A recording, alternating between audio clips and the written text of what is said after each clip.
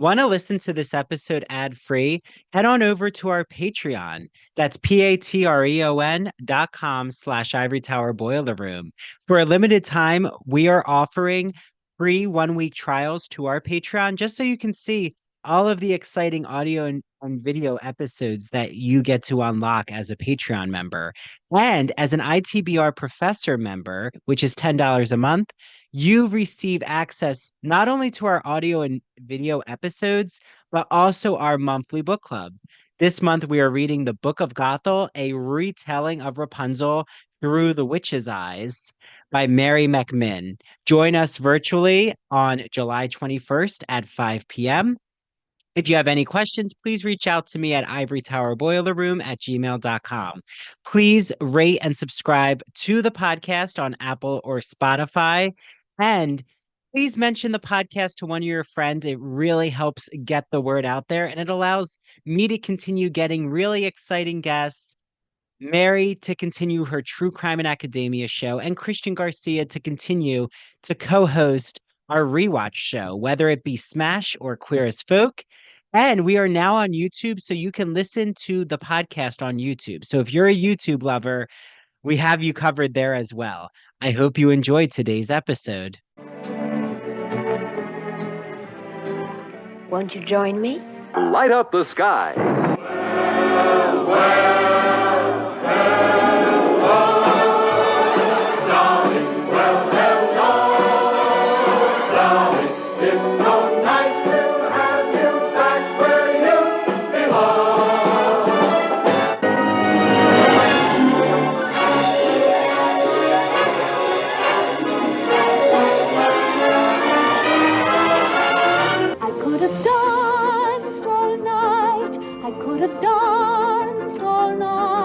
I could have danced, danced, danced.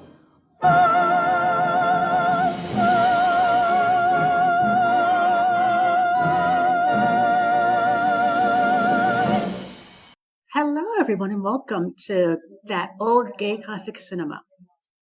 I'm your host, Chris, and we are joined by Nathaniel, my co-host, and my best friend, Ashley Lopez, to discuss one of our favorite pivotal films, Gone with the Wind.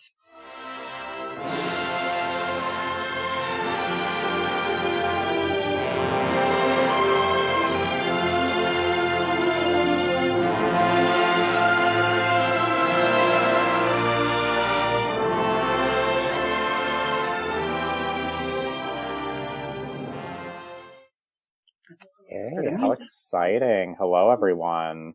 Oh, that's so exciting. So, Ashley, we always like to open up the floor to our guests and ask, what is your relationship with cinema or classic cinema in general? Ooh, good question. First off, thank you for inviting me. Appreciate it. I'm very excited to be on here. My relationship to cinema or classic cinema. So probably starts from when I was younger, and I can't pinpoint a specific film or age where it just kind of became like light bulb moment. But it just was something that was always there, and obviously always like a comfort depending on your mood or what was going on. Definitely heavily influenced by my father, for sure. Not only because he loves history, and so that was also shared with me through films and other kind of mediums, but also because he really had a good array of different types of films at different points of the timeline. So it wasn't just like whatever the newest film was at that time. It also spans back to different types of movies with different backgrounds. He even has some foreign films. So I always picked from his library. So that's how I was first introduced to it. Obviously, going to the movies also was a regular habit with friends and family. But definitely that's what first got me interested in it, was within his library, which most of it were action historical war movies, but there was some nicer different types of films sprinkled in.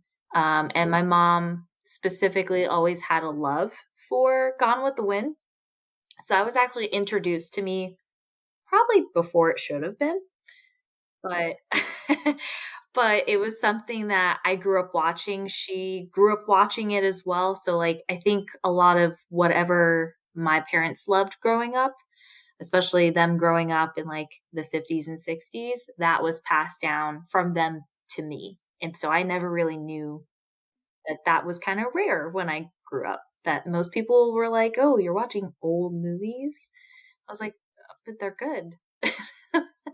And Old Yeller particularly stands out to me, and I don't know why, but I definitely obsessed with that movie when I was growing up. So tragic, though. Very tragic. No, Ma. Yeller's my dog. I'll do it. I always think of that friend scene when Phoebe hasn't seen the ending of Old Yeller.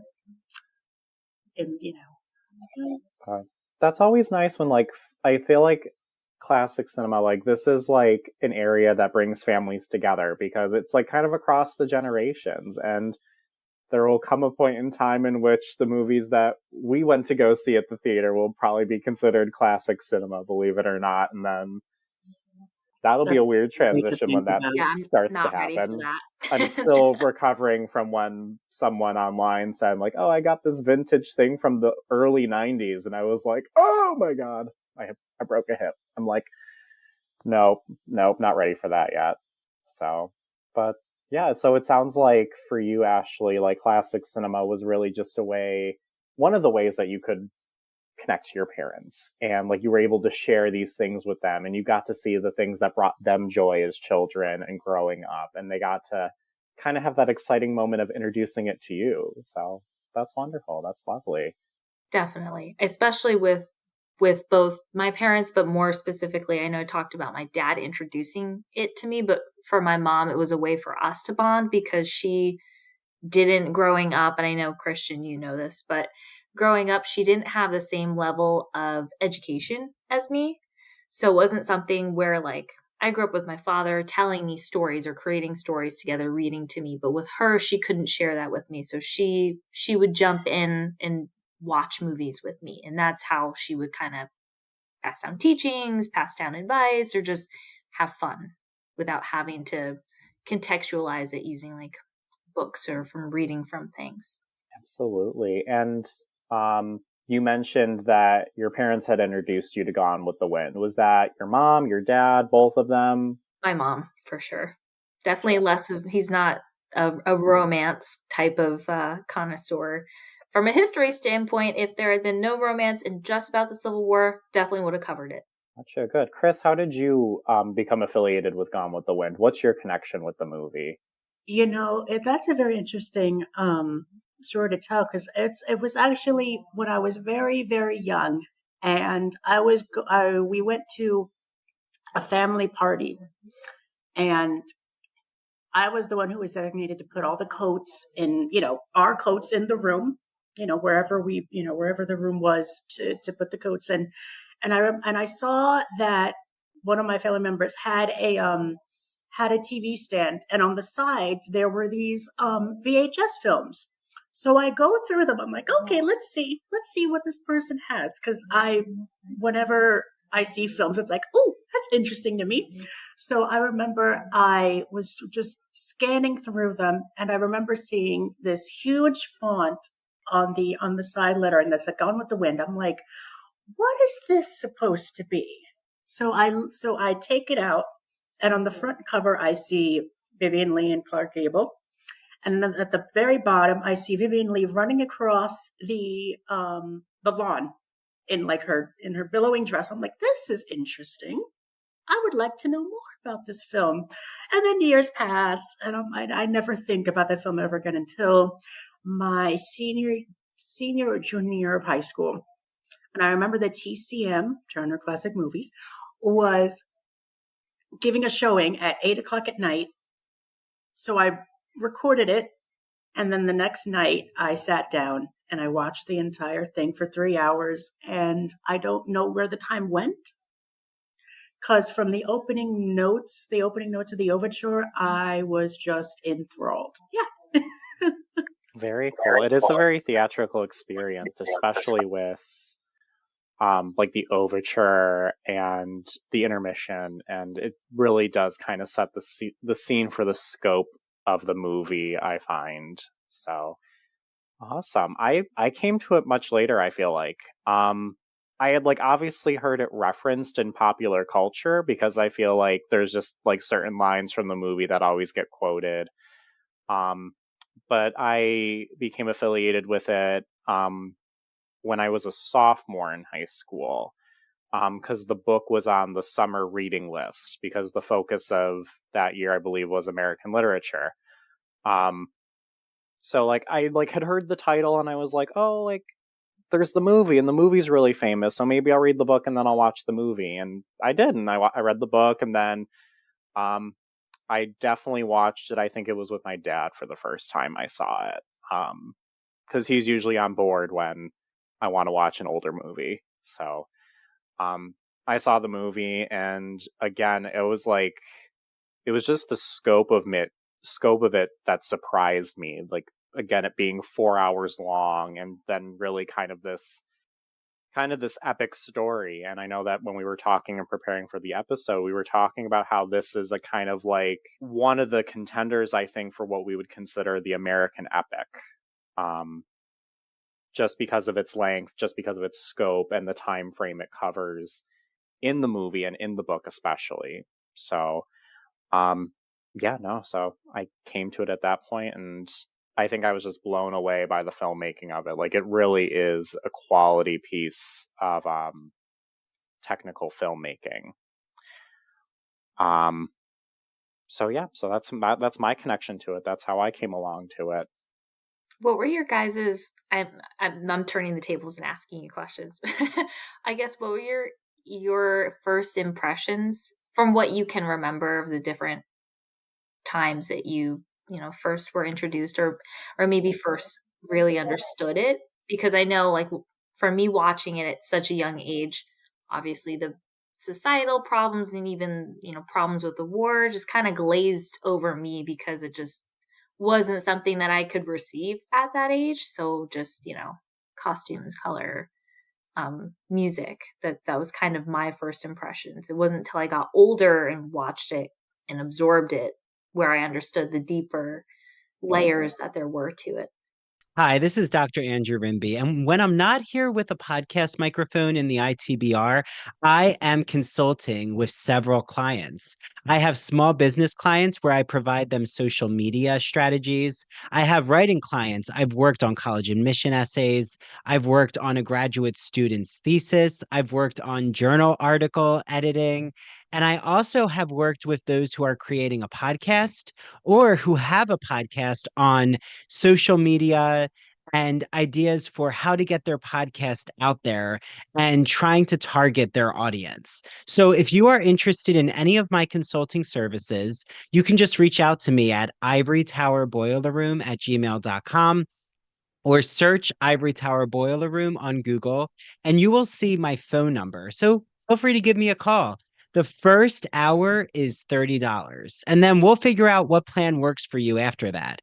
Okay, now back to the Ivory Tower Boiler Room. While it's still summer, and I hope so many of you out there are enjoying beach days, I know that while I'm at the beach, I'll have a thought pop into my mind like, wait, what am I going to assign on my syllabus? What books do I want my students to read? I know if you are a college educator listening right now, or a student, or someone who just really enjoys and values academic writing and academic topics, I have a press that you need to know about. It's called Broadview Press, and it's an independent press. I've had a few of their writers on the podcast, including Dr. Sid Dobrin, who was recently on the podcast to talk about how artificial intelligence is changing the game for humanities education. Soon, I'm going to have Dr. Andrea Sullivan Clark on to talk all about philosophies on Turtle Island, especially indigenous philosophies. And what does she think about how pop culture looks at Native American narratives? If you are looking for a text to assign your students in the humanities classroom, Broadview Press has you covered. They have a book that just came out called Academic Writing Now, a brief guide for busy students. It is designed to cover the basics of a college writing course in a concise, student-friendly format. Each chapter concentrates on a crucial element of composing an academic essay. It is available as an ebook for under $30, and it includes readings on contemporary issues like AI, climate change, and campus life. I'm so excited because Broadview Press has released an exclusive discount code, Ivory Tower, for 20% off your broadviewpress.com order. That's Ivory Tower for 20% off. Make sure you follow them on Instagram at Broadview Press. Enjoy all of your reading. So I think I was a little bit more aware because I was older when I saw it, and my background, like I'm white, I'm a northerner, a Yankee, as they would probably call me in the movie. So a lot of the cultural aspects of it were very shocking to me, especially as I was reading the book and watching the film, and I was like, oh, like this is odd. It's odd to see slavery depicted in this way in a film. It's odd to see, like, again, just the way that it kind of tackles the race issue at the time, and also just the Southern culture, and very kind of counteractive to the view of the Civil War that I had been raised with. Because again, like, I'm in the North, so Civil War is always kind of painted as like, well, Southerners were upset that they were trying to come for slavery and making it illegal, so that's why they decided to secede. And it was always kind of very painted black and white of like, this was wrong, however, they were in the wrong and they tried to leave, and kind of getting cast as like the villains of the war, or like kind of, again, like they were in the wrong because also like the North won, the Union won. So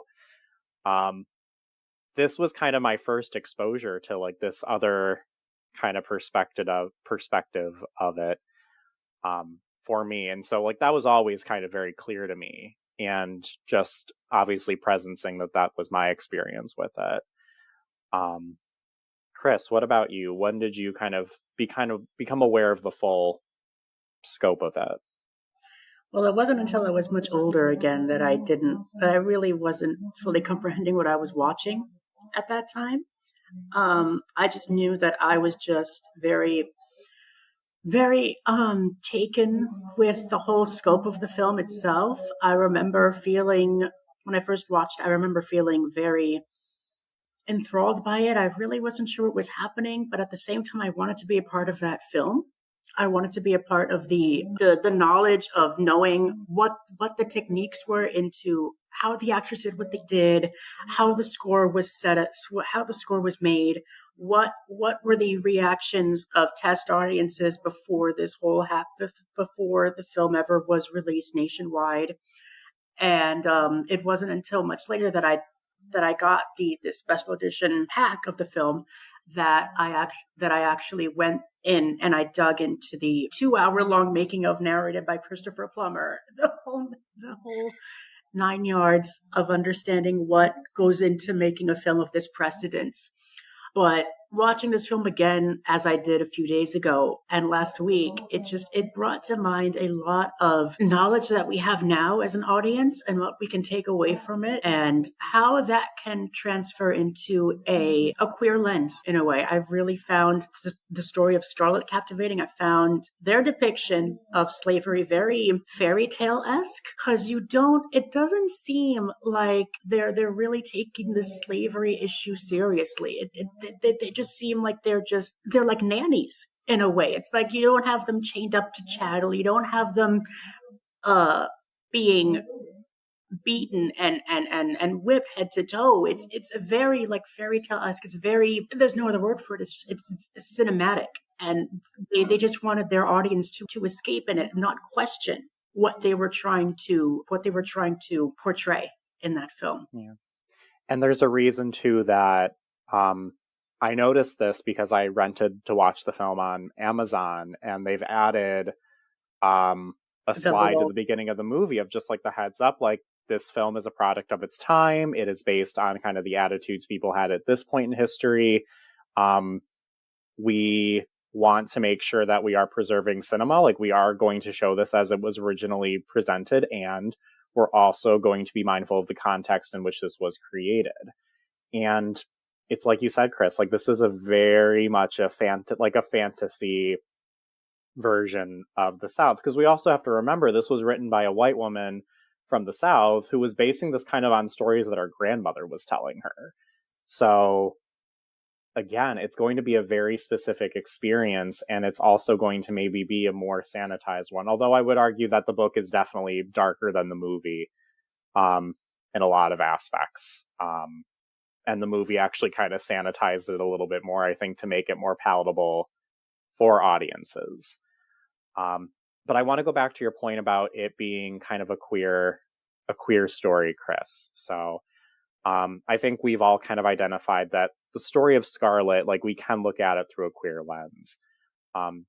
So I guess I want to turn it over to you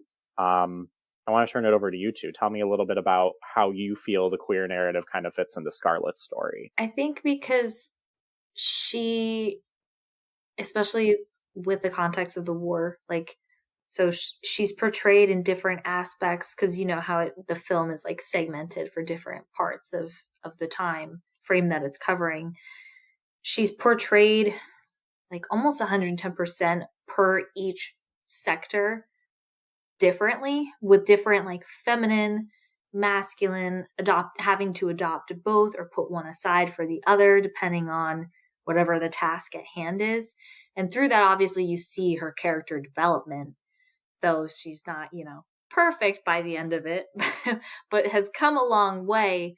But part of that not only being survival mode, but I think some of it you could attest to it just being part of her personality, and maybe the time in which the movie progressed, it was more acceptable, or she was allowed to kind of put that out there without having societal restrictions or restrictions on she's in a feminine glass box, right? So I thought what was interesting, which I didn't realize before I watched it, when I watched it with this lens kind of like on, I think there were things that came out like more so in the beginning, because I always feel like sometimes the beginning kind of just glazed over the film, and then a lot of it is devoted to developing like the war and then reconstruction.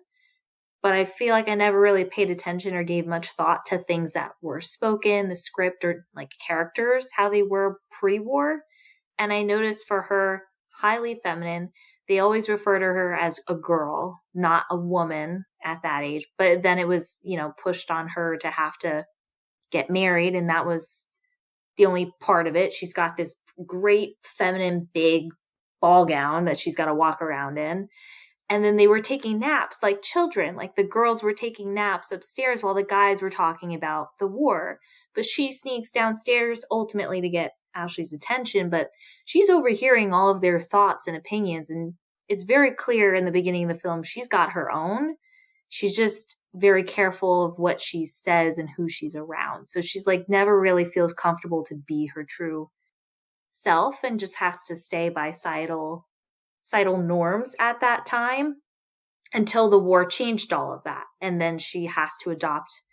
She adopts more masculine attributes, but she still keeps her femininity. So I think in that sense, she's like very fluid in weaving both, even into the same scene. She weaves both attributes, like the way she talks to Rhett, not ladylike at all. And he even comments on that. And so she becomes like more assertive and aggressive, almost more masculine, but she doesn't have to fit into one or the other. She's able to maintain kind of both by the end of it. And that's just part of her personality. I don't think it would have developed in that sense had the war not started and kind of changed all of those societal attributes and norms, what was accepted. So I feel like that's very similar behavior that a lot of people in a lot of different perspectives have, whether it's like cultural or ethnic or queer or anything like that, of that sort. Definitely there's always societal norms that come into play where you feel restricted or that you have to pick a box, period, to stay in. Yeah. And people really do like to put Scarlett into a box, especially in the beginning. And she definitely is trying to carve her own way in the world. And she's not dumb. She might be a little naive, but she's not dumb, and she understands the power that she has. And also, like, for context, she's a 16-year-old at the beginning of the movie. Like, she's supposed to be 16 years old. So kind of just becoming a young adult in this very hierarchical world. I definitely butchered that, but y'all know what I'm talking about, where it's like, obviously, not only do you have white folks and black folks occupying very different segments of society, but even amongst the individual groups themselves, there's even further divisions. Like, you have Mammy talking about field hands versus house workers. You have again, Mammy too, she's kind of the main one to kind of call out the Slatteries as white trash. The Yankees, the Southerners. There is all of these groups that are existing, and Scarlett is obviously trying to be put into this box of the Southern Belle, the perfect Southern Belle, who is modest but also knows how to flirt. And you can see that she's rejecting some of that modesty in the beginning when she wants to wear the dress to the barbecue that shows her shoulders, shows her bosom, and all of the other women are covered from head to toe. She's the only one who you can see any sort of skin, because she's wearing an evening gown, but wearing it in the afternoon. So kind of testing that.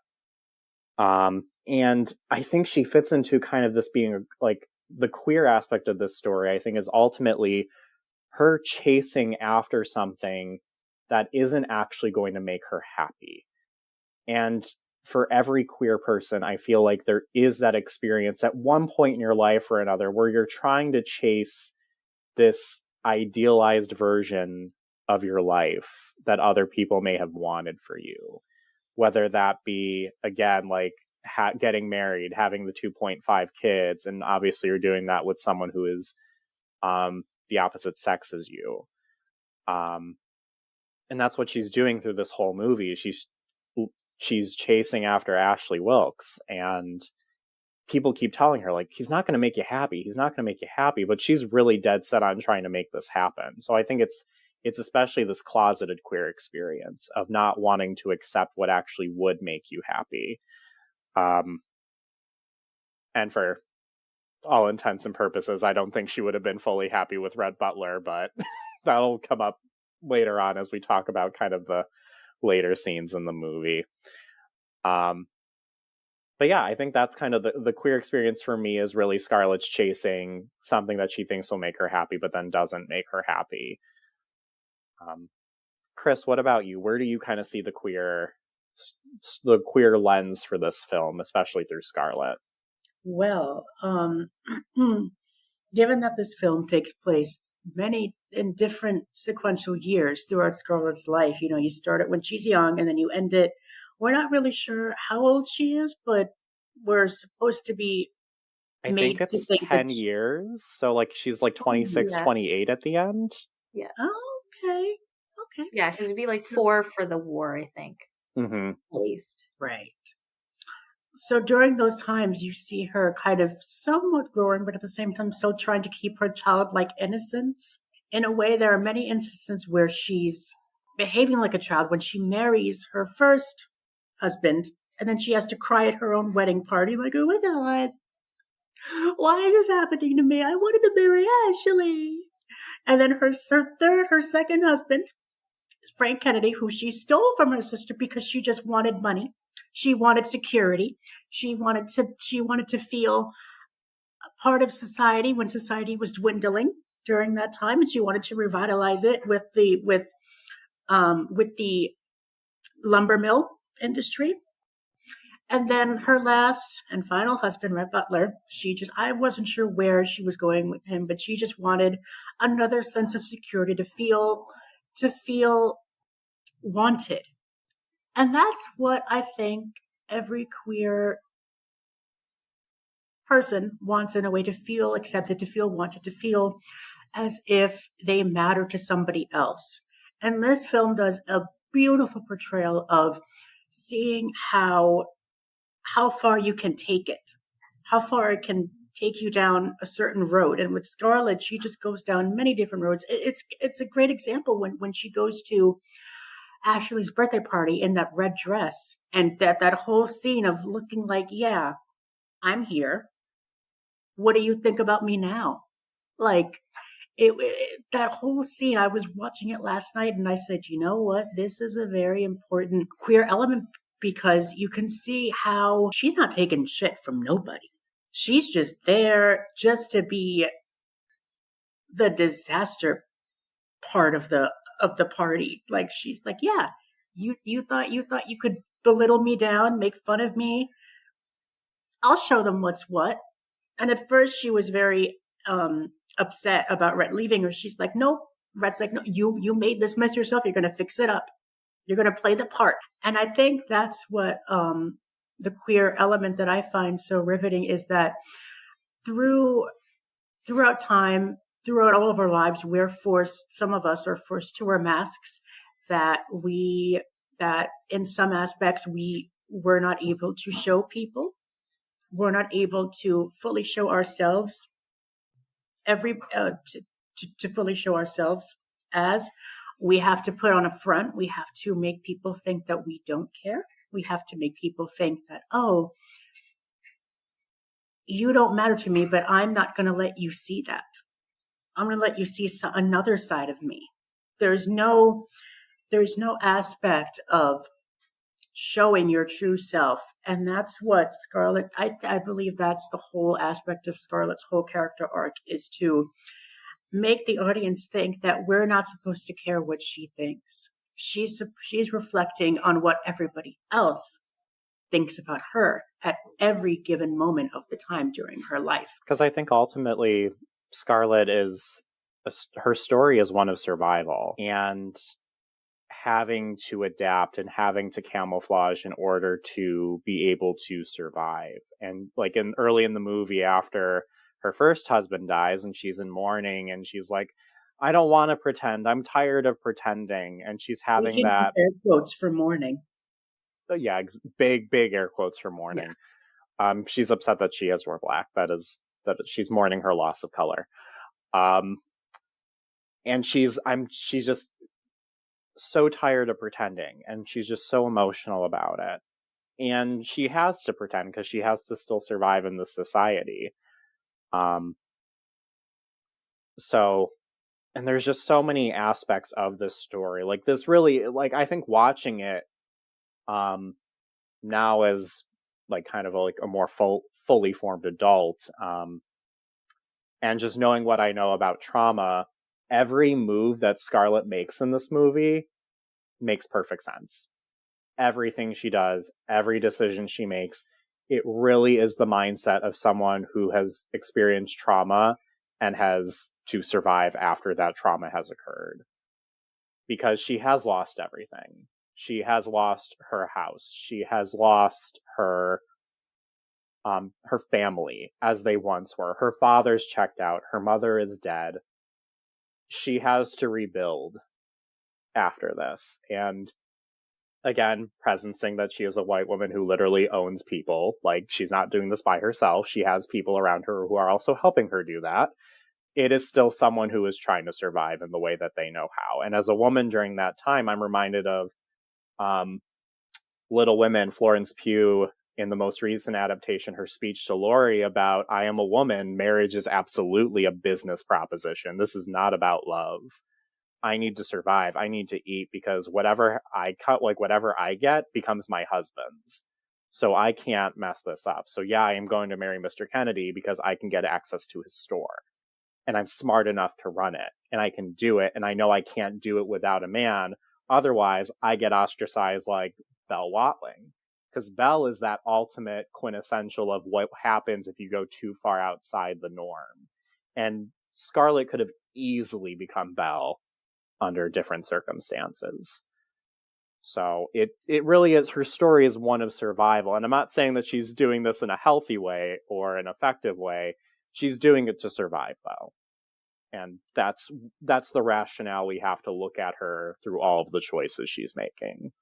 It's funny that you mentioned Belle Watling because I wanted to shed a light on her for a minute because as I was watching this film again, there's just so much that you can take away from her character, especially in a queer aspect, in a queer lens. When you look at when we're first introduced to her, she's in this big taffeta pink outfit, and it just reminds me a little bit of Glinda, in a way. I do get Glinda vibes from her. I don't know if it's the color of her hair or the pink, or like I get some outfits. It's very big, it's very bold, it's very, here I am, look at me, I don't give a fuck what you think about me, think what you want, I'm not going anywhere. And at the end of the film, when we see Rhett in seclusion and he goes to her for a consolement, after he leaves, you could see tears streaming down her face, because you know that she's put her child in front of herself for a few times, but at the same time she's trying to bolster herself up while trying to maintain that relationship with her child. And she understands what it's like to lose a child, and she's lost her child in a way, but she's also trying to, I believe, she has an arc where she would like to reconnect with her child and just say, let's try to make this work. There's just so many aspects of this film that you can just break away, which I kind of want to do. But I feel like Ashley's another one too, because his attitudes, his opinions, though he's not afraid to say them, he does seem a little, not shy, but like reserved in that like cautious survivor sense of like, maybe I know the right people that I can mention a little bit of this to, but I know I can't go so far. So like the scene I mentioned that Scarlett's eavesdropping, when all the men are talking about the impending war, and like most of them are very excited and like they want to get out there, they want to blow stuff up, they want to kill, and they think it's going to be over very quickly. Obviously, he's of the most uncommon opposite opinion of, I don't really think that that's probably a smart game plan, and hopefully it doesn't come to that. And he's not mentioning anything that is outrageous, because most of us in a modern sense would say, yeah, that's a normal rationale, I would feel the same. But to them, they, at one point, one of them, I think it was Charles, he was even like are you shouting treason, or like almost at that line of like, okay. And then he realized like, nope, gotta shut my mouth, because he's, I feel like, a very soft spoken, also the way he talks and his tone, very different than the behavior of a lot of other men that are a lot more assertive or aggressive or like matter of fact. And I mean, he states that as one of the most important reasons as to why him and Scarlett would never work, and that he would never make her fully happy.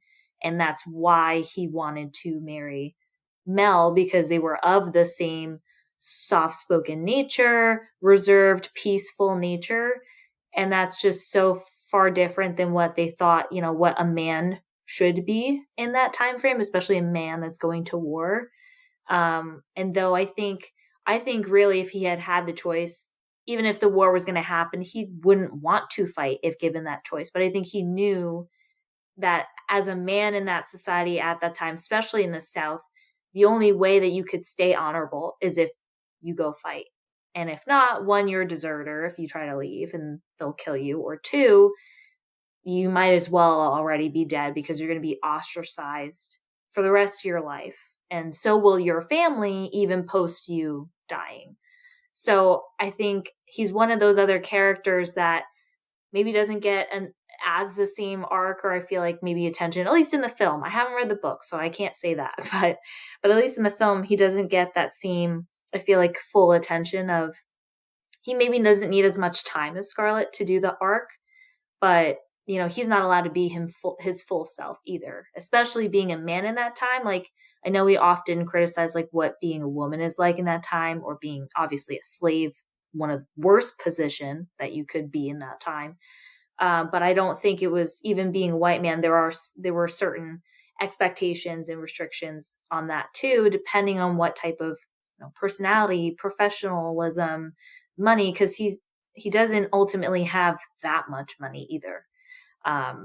So I think that plays a part too of like maybe that queer perspective of like he's not what you would assume is the picturesque picture of like a Southern male at that time.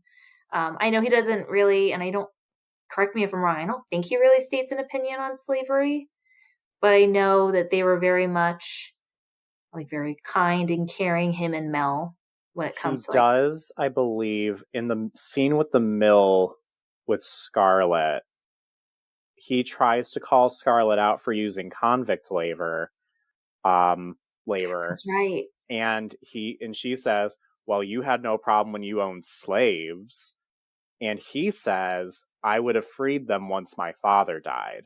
If the war hadn't come already, I was planning on freeing them." So So there we go. he does have this, and he was also like, "Well, you're also mistreating them. At least we treated our enslaved people. Um, at least we treated them well." And Yeah. it's also like, well, again, kind of that revisionist little bit of history of like, oh, well, people, like, we treated them well, they wanted to be there. Again, that very, like, I think that white perspective Dangerous. of someone who, like, After Pride Month is over, sometimes it can be hard to find our favorite LGBTQ books, TV shows, films, even theater experiences. Well, don't worry because I have the magazine for you. It is called The Gay and Lesbian Review, and their latest July and August issue just got released. It's called Sanctuary. Well, here is what editor Richard Snyder Jr. just described about the latest issue. He writes, the impulse for any minority to seek out safe spaces or sanctuaries exists in proportion to the oppression they suffer in their social world. From the catacombs of Rome to the colony of Plymouth, the upshot of this quest is well attested. Members of sexual minorities have undoubtedly been forming their own private communities for centuries. Would Plato's Symposium be an early example?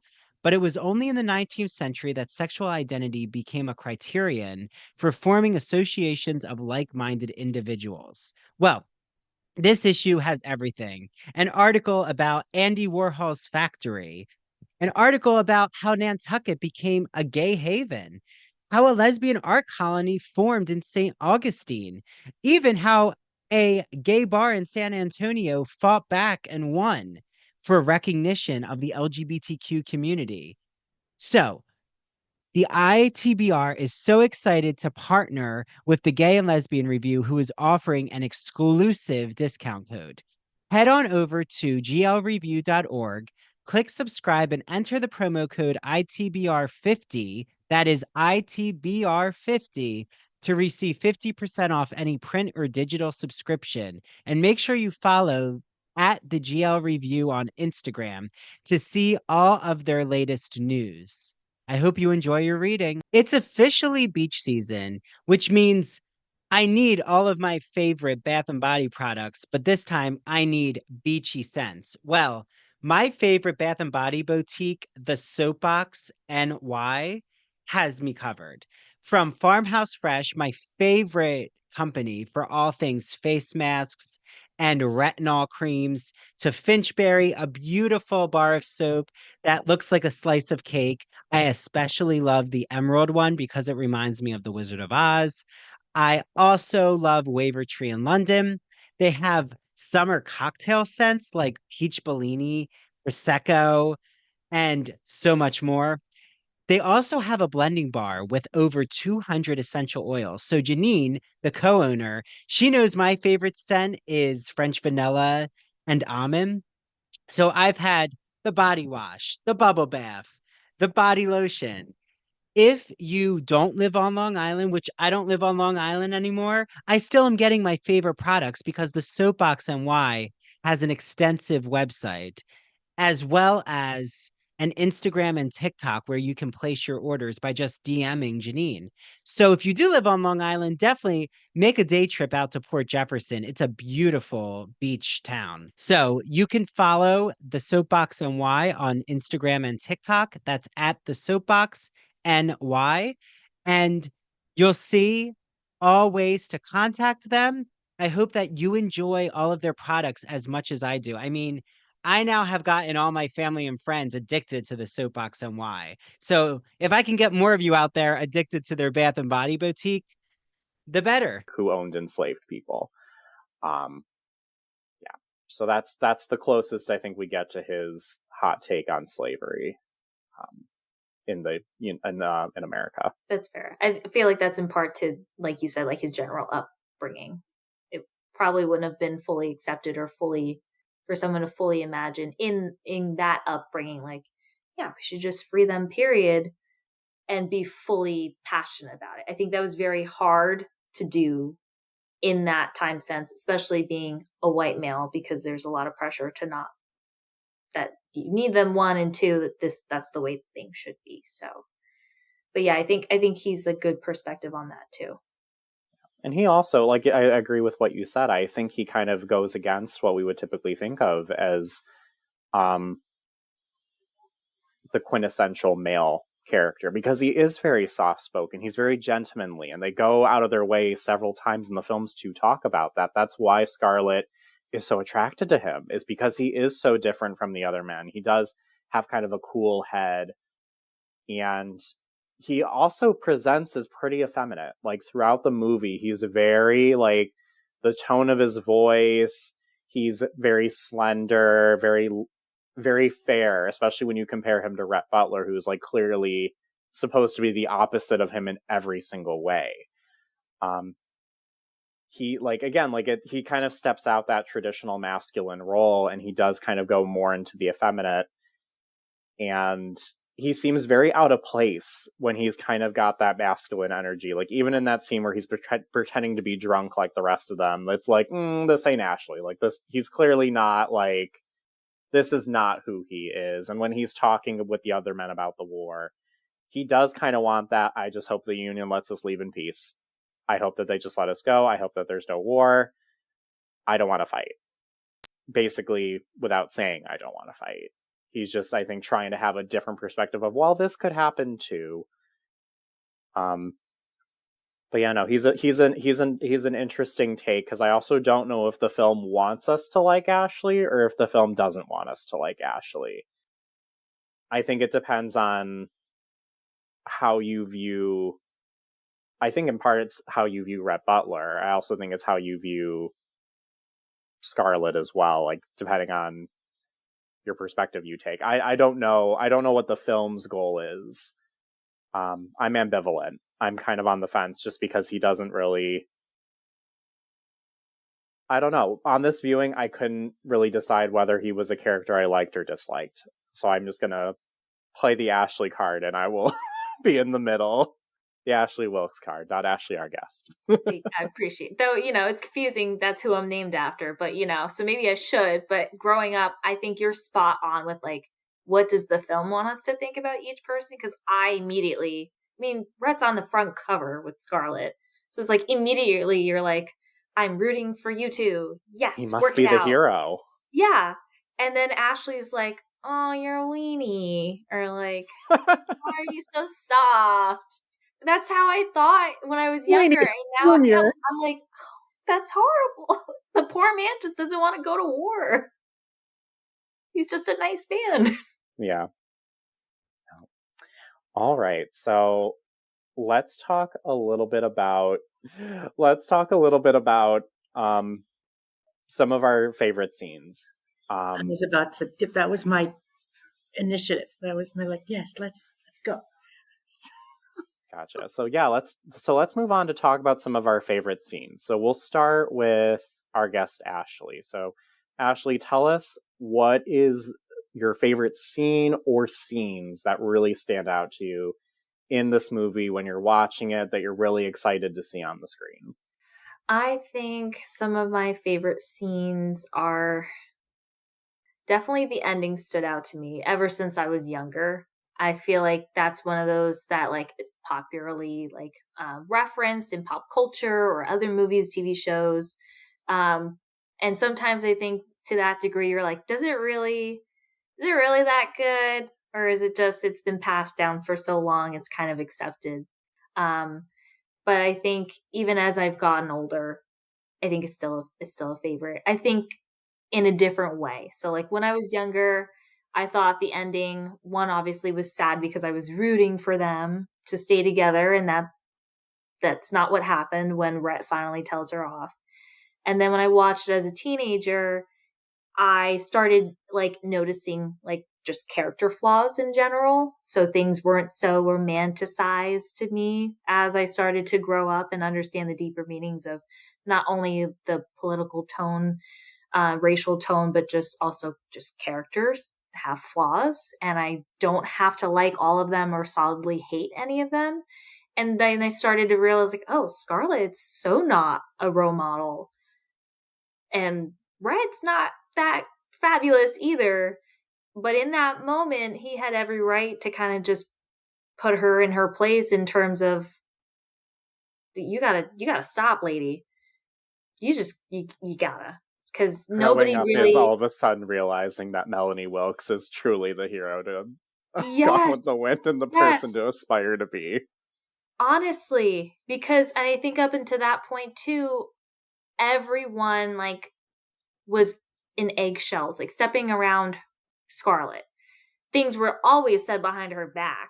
That was the true opinion of how they felt towards her, not necessarily how she was all the time, but nobody would ever say that to her face. And I think in that moment was like, okay, you need to grow up a little bit. Like you've been through some stuff, but that doesn't give you the right to treat people like crap all the time, especially because Rhett had his flaws, but, you know, tried to help her grow up in a way. And I just really, I didn't see that when I was younger. So I thought that, especially like a man saying that to a woman in a film, especially from what I was used to watching with other classics, like that wasn't something that normally came up. Like you could imagine like, okay, it was common, and I hate the word that it's common, but common for like we see Scarlett slapping multiple people in the film. Okay. And it was like, yeah, like that's something that still happens in cinema. Like you say something stupid, the woman's gonna slap you and we just accept it. And in that moment it was like a verbal slap from a male to a female character. And so that always stood out to me of like, yeah, but just because you're a woman can't doesn't mean that like, you can also say and do whatever you want either, or threaten, or people treat people like trash. Like you're going to be told at some point you're not going to like it. And it just, to me, also like the whole marriage aspect too wasn't just like they were dating or they liked each other. They were married, they had a kid. So there's a lot of other things that played into it, but that's a heavy I feel like relationship arc, especially when you're at the time where you're starting to want or be interested in relationships. It's an important aspect to keep in mind of just treating people, one another, your partners, with respect. So I think that was truly pivotal for me. It's still one of my favorites. Obviously, the line is stellar. You can't do a better line than that. But I won't say it because I don't want to curse. But I love that you presence that perspective, Ashley, of just because you've been through things doesn't mean you can treat people like crap.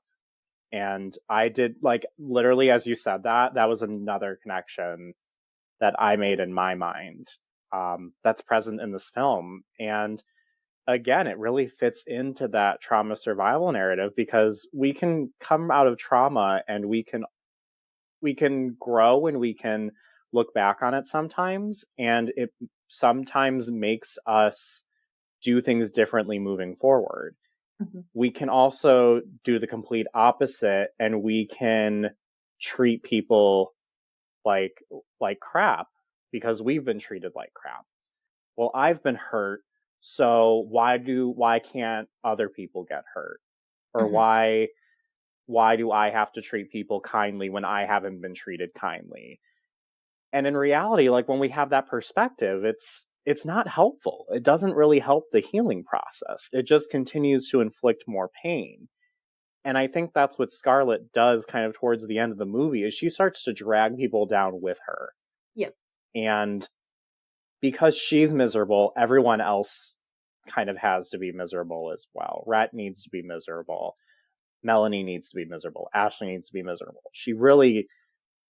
She is very focused on her own feelings. And I think it takes Melanie dying for her to realize that, oh crap, it's not all about me. there are other people in this, and I really did love her, and I really did care about her. And it's funny because we just watched a 4-hour-long movie in which you never actually said that to her, and Yeah. it's interesting that it's coming out now. So I wanted just to shout out that I think that's a wonderful perspective to have, and that's a new one for me as well.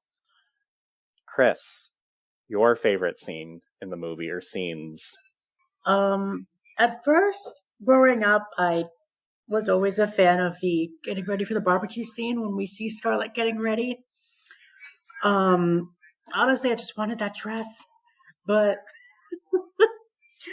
because who doesn't want a big taffeta blue dress, a green dress that just is frilled to the tons with different petticoats and laces and everything. But now, while I was watching the film, I guess my other favorite scene has to be the bazaar scene when after Rhett bids on Scarlett. And I do love me a good twirling in dresses scene, because I can't not look away, because anything can be fixed with a good twirl, and watching that whole scene, Rhett basically telling her, I'm gonna take you on dates. I'm gonna make you feel like the most important woman in the world. She's like, yeah, try, do it. I dare you, And then after he does all of these different, gives her these different gifts throughout that whole morning scenes, it goes to show how much Rhett honestly cared about her and how little she thought of him. She just said, oh, he's just another guy. He's just going to fly away. That's not going to stay in my life. And she wanted stability. And at that moment during the bazaar scene, she took her own name and she kind of showed everyone, yeah, you think I'm in mourning? Haha, I'll show you. Again, her trying to kind of break out of that box society's trying to put her into, because they're in the Victorian era, which is peak mourning culture, and she would have had to have been in black for at least a year. There is we're also in the age of post Queen Victoria mourning Prince Albert, and she was in mourning for the rest of her life. And that was the case for a lot of widows, where their husband would die and they were just in that for life. So for her to be at a party is shocking enough. Her dancing with a man, Aunt Pittypat's reaction was completely justified for a woman at that time, needing her smelling salts and being passed out. So again, her just kind of breaking out of this box of like, what is mourning supposed to be and what is expected of me as a woman.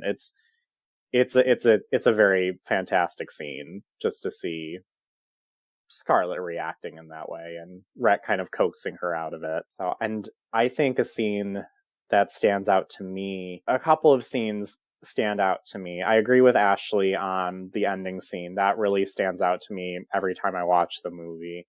And on this particular rewatch, I started paying close attention to Scarlett right after she walks out of Melanie's room. And my eyes are just on Vivien Leigh for the remainder of the movie, because that's a turning point for her.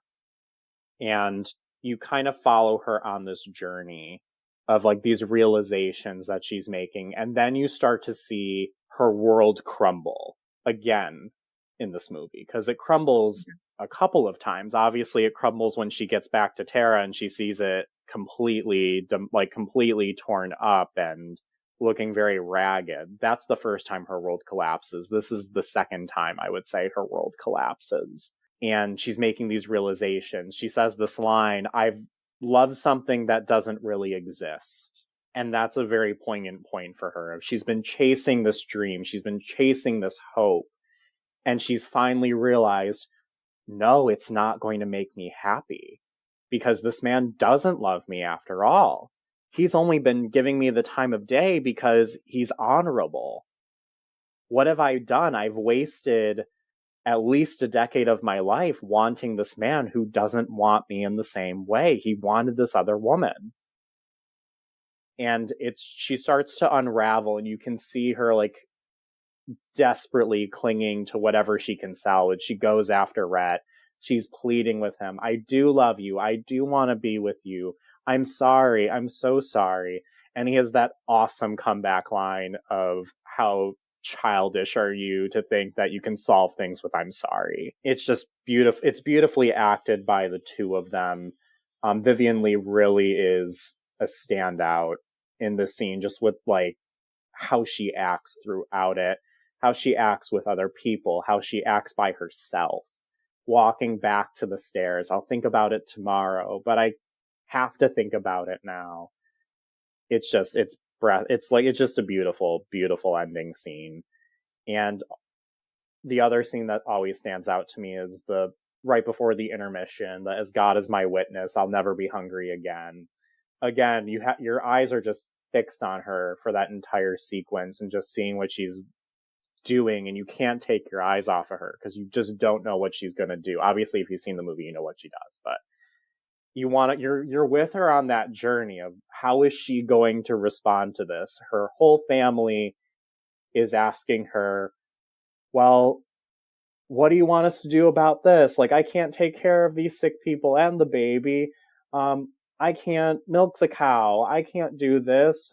Oh, well, let's ask Mrs. O'Hara about this. Mrs. O'Hara is dead. She doesn't really have an opinion on the matter anymore. And she's just in this state walking out to the field. And that's when she makes the conclusion of, okay, I've lost everything. Like, this trauma has happened. Either I can live or I can die. And I'm choosing to live. And there is that desperation that is there and that hope. And it's just, again, just a beautifully acted scene. So there's so much good acting in this film to analyze, but Vivien Leigh really is a standout. And you can see how she got this part. And you can see how she beat out literally the hundreds of women who auditioned to be in this movie to be Scarlett. So those are the ones that stand out to me. You know, as I was watching the ending scene last night, I got a very Hitchcockian feel from it as she's running out in the mist and the fog. It felt very much like Vertigo in a way when they're walking up the church steps to the bell. And it felt very like as if we were viewing Scarlett's mind, but brought to life.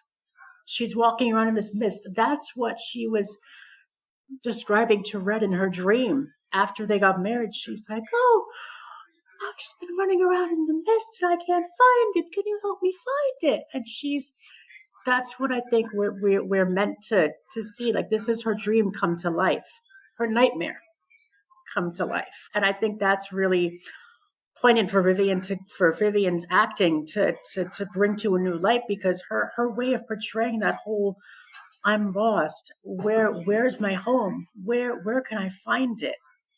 It's a very introspecting thing to view as an actor, as a viewer, as an audience member. It just brings a whole new gravitas to the film when you're watching that scene, when it comes full circle to that whole finale scene and that moment when she's running around and she can't find Rhett, and she's trying to find the one person who she thinks will stand by her, ends up leaving her. Absolutely. And I think time plays such a big role in this film, and the concept of time, and how people use their time in the film, specifically Scarlett. I noticed when we're at the Wilkes' plantation, there's a card of a clock, and there's a quote on it. Do not squander time. That is the stuff life is made of. And squandering time is something that Scarlett really does in the movie. She really loses a lot of time. Again, she's convinced that Rhett is the one she loves. How much time did she lose with Rhett? And how did she spend her time being married to Rhett? How did she spend her time doing all of these things? She wanted something that wasn't there. And she doesn't really heed that warning. I don't know if she makes the best use of her time. Like, yeah, she builds her business and she acquires all this wealth. And what does she have at the end of it? She still feels hollow. She still is missing that what she truly wants. And throughout the entire film, she keeps saying, I'll think about it tomorrow. Whenever something bad happens, I'll think about it tomorrow. But tomorrow never comes. she never thinks about it. She never revisits it. She just goes from action to action to action without really thinking and reflecting. And at the end, it truly is, I think, the first time where she's making a more calculated decision. Everything else has kind of come natural to her.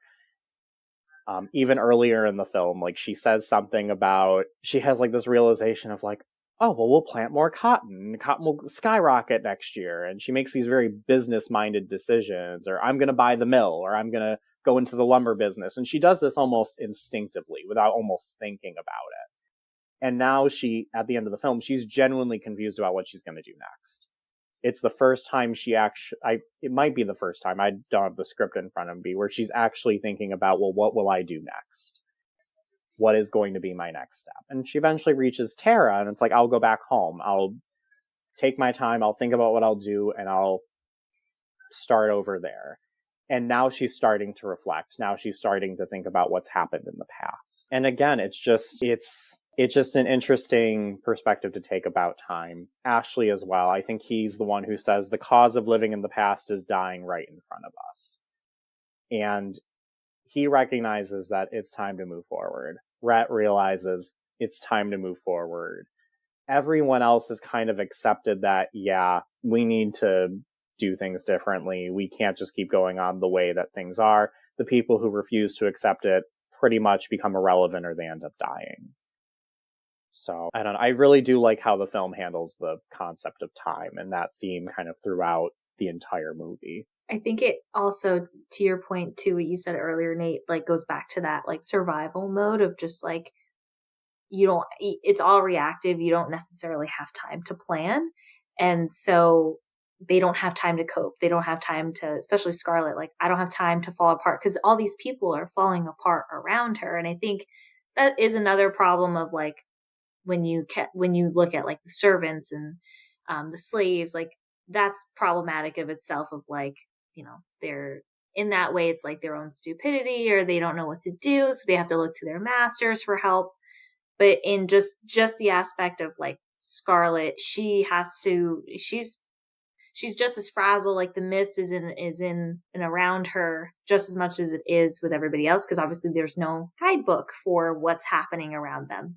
There's no outline of like, well, then just do this and that.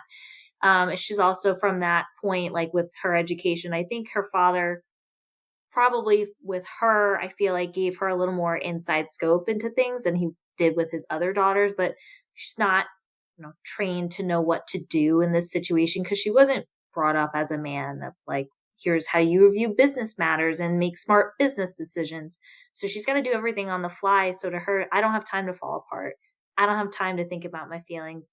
I need to do what I need to do to survive. That kind of like, you see her eyes, like, and this is purely Vivien, but her eyes, I feel like, are like so expressive in that, that like the switch has been flipped inside of her of like, I'm going to get through this and I don't care how I have to get through it. It's failure's not an option.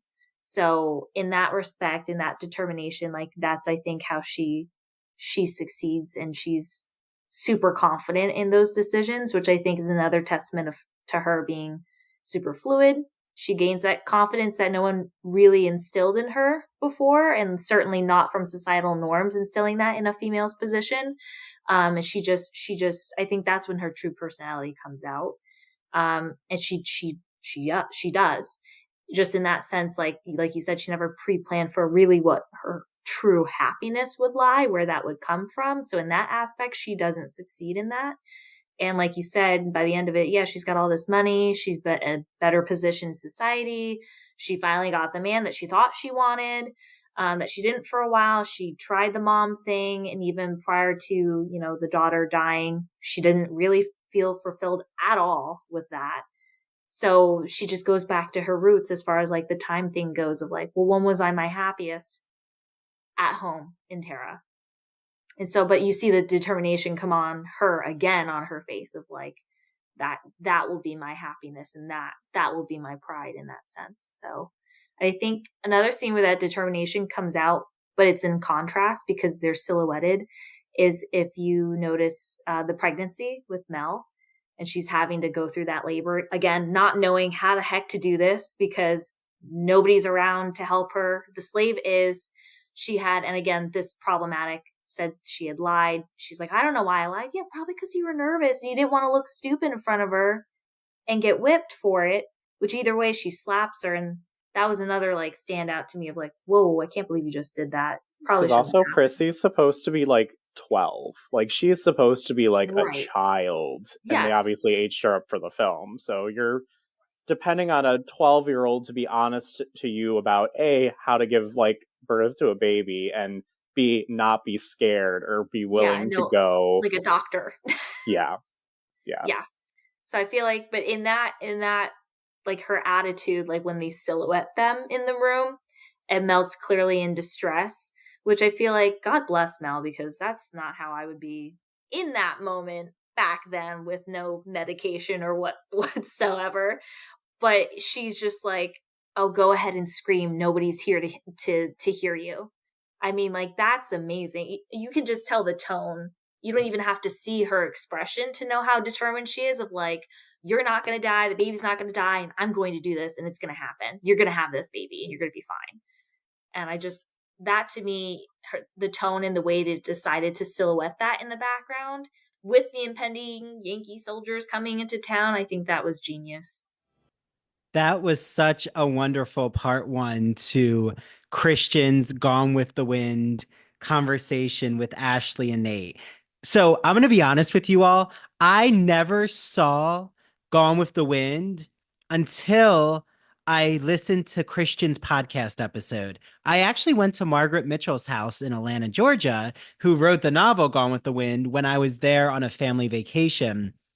So my mom and I, we went on this great tour of Margaret Mitchell's house. Yes, she is a controversial figure.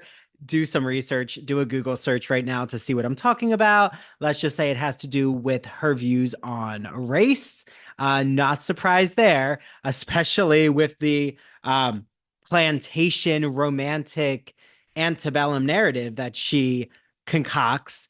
But Christian's podcast just really showed me a different aspect of Gone with the Wind and such an interesting queer angle. So if you want to listen to part 2 of his discussion of Gone with the Wind with a fabulous group of guests, head on over to That Old Gay Classic Cinema. That Old Gay Classic Cinema is on YouTube, Spotify, Apple, or wherever else you get your podcasts. Until next time.